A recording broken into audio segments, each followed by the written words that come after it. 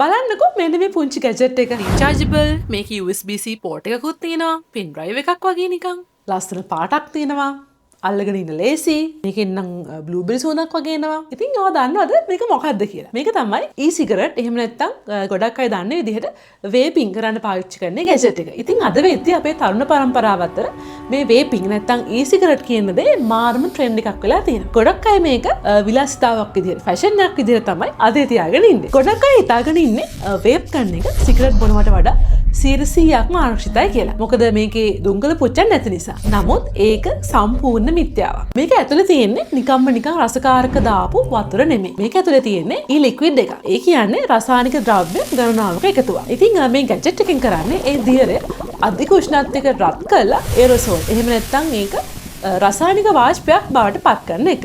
ඉතින් සිගරට් දුම පෙනහළු වලට යනවා වගේම මේ වාෂ්පය කෙලින්ම යන්නේ අපේ පෙනහළවල තියෙන ඉතාමත් සංවේදී පුංචි ඇල්ලියෝලි කියන චූටි පාටක වෙත. සිගරට් වල වගේම මේ හැම වේප් එකකම පාහේ නිකොටින් ඉහළ ප්‍රතිශතයක් අඩංගු වෙනවා. ඉතින් ඔයා දන්නවනේ නිකොටින් කියන්නේ මොලේ ක්‍රියාකාරීත්වයට ඍජුවම බලපාන ඉතාමත් වේගෙන් ඇබ්බැහිවීම ඇති කරන භයානක උත්තේජකයක්. ඉතින් දැන් ඔයාලා අහන්න පුළුවන් ඇයි මේකෙන් විවිධ වර්ගයේ රසවල් එන්නේ කියලා. ඉතින් ඔයා දන්නවද මේ රසවල් සහ සුවඳවල් හදන්න එකතු කරන රසායනික ද්‍රව්‍ය විවිධ වර්ගයව තියෙනවා. ඒ වගේම ප්‍රධාන එකක් තමයි ඩයසිටයිල් කියන රසායනිකය. ඉතින් මේ ද්‍රව්‍ය අපි ආහාරයක් විදිහට බරට ගත්තොත් හානියක් නැති වෙන්න පුළුවන්. හැබැයි මේ වේප් එක ඇතුලේ ඒක රත් වෙලා වාෂ්පයක් විදිහට පෙනහළු ඇතුළට ගියාම පෙනහළු වල තියෙන කුඩාම ශ්වාසනාල නැත්නම් බ්‍රොන්කියෝල්ස් සදාටම පටු වෙලා කැලල් නැත්නම් ස්කාර් ටිෂුස් ඇති වෙන්න පටන් ගන්නවා. ඉතින් වෛද්‍ය විද්‍යාවේ අපි මේ තත්ත්වෙට කියන්නේ පොප්කෝර්න් ලං නැත්නම් බ්‍රොන්කියොලයිටිස් ඔබ්ලිටරන්ස් කියලා. ඉතින් මේ රෝගේ හැදුනම මේක නිට්ටාවටම හොඳ කරන්න ගොඩක් අමාරුයි.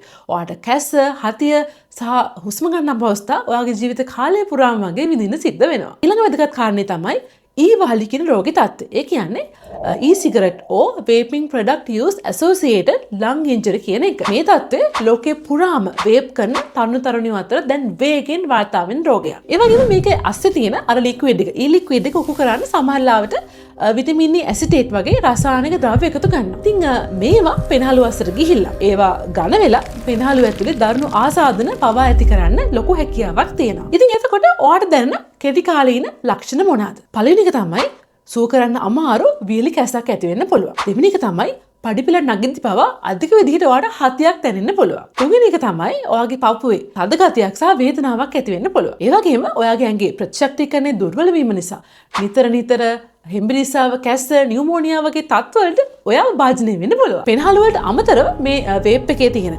නිකොටින් ඔයාගේ රුධිර නාල සිහින් කරනවා. අනේ එතකොට ඔයාගේ හෘද ස්පන්දන වේගය සහ රුධිර පීඩනය අනවශ්‍ය විදිහට ඉහළ යන්න පුළුවන්. ඉතින් මේක තරුණ වයසේම හෘදයාබාධ නැත්නම් heart attack ඇති වෙන්න ලොකු අවදානමක් ඇති කරනවා. විශේෂයෙන්ම වයස අවුරුදු 25ට අඩු තරුණ අයගේ මොළය කියන්නේ තවමත් වර්ධනය වෙමින් පවතින කාලයක්. ඉතින් මේ කාලෙදී නිකටින් ශරීරගත වුණාම ඔයාගේ මොළේ අවධානය යොමු කිරීමේ හැකියාව නැත්නම් කන්සන්ට්‍රේෂන් එක, ඒ වගේම මතක ශක්තිය සහ හැඟීම් පාලනය කරගන්න හැකියාව සම්පූර්ණයෙන් වගේ අවුල් වෙන්න පුළුවන්. නිතර කේන්ති යන්න වගේ මොගේ ස්ට්‍රෙස් එක වැඩි වෙන්න මේක ඍජුවම බලපාන්න පුළුවන්. ඉතින් මේ පුංචි ගැජට් එකකින් පිට වෙන ඒ සුවඳ දුමාරයට රැවටෙන්න එපා. ඒක ඔයාගේ පෙනහළු ඇතුළතින්ම විනාශ කරන කෘත්‍රිම විෂ සහිත රසායනික දුමාරයක් විතරයි. යාළු කරන නිසා නැත්නම් ලස්සන ට්‍රෙන්ඩ් එකක් නිසා ඔයාගේ වටිනා ජීවිතේ සහ පෙනහළු දෙක අන්තරේ දාගන්න එපා. කෘත්‍රිම සුවඳවල වල රැවටෙන්නේ නැතුව තමන්ගේ සෞඛ්‍ය ගැන මීට වඩා සැලකිලිමත් වෙන්න. ඉතින් මේ වීඩියෝ එකට ඔයාගේ යාළුවෝ ටැග් කරන්න, එලත් එක්ක ෂෙයා කරගන්න වගේම ඔයාගේ දසත් කමෙන්ට් එකක් දාගෙන යන්න අමතක කරන්න එපා. මේ වගේ දේවල් ඉස්සරහටත් දැනගන්න මාව subscribe කරලා තියාගන්න අමතක කරන්න එපා.